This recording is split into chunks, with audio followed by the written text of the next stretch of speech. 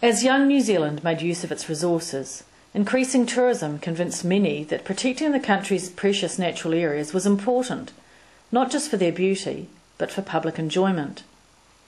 The Hakatea and Matai of the Ahuriri Reserve show how the unspoiled giants of these hills once looked, before fire and the settler's axe wreaked havoc.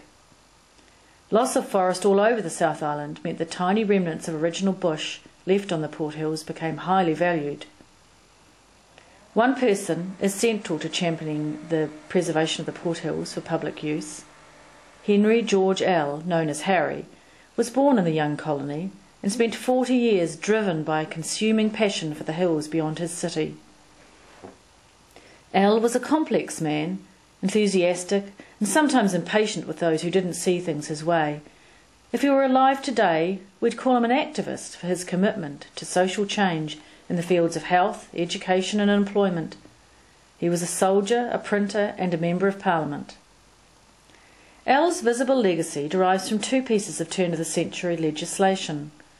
The Scenery Preservation Act, which recognised the need to protect our landscape, and the Road Obstruction Act, which prevented roads being closed against public interest. Ell single-mindedly set about purchasing reserves on the Port Hills, plugging the gaps between pockets of private land. Many gave land willingly to his cause or joined the fundraising efforts. Steadily, across the upper slopes, links were added into the chain of Port Hills reserves.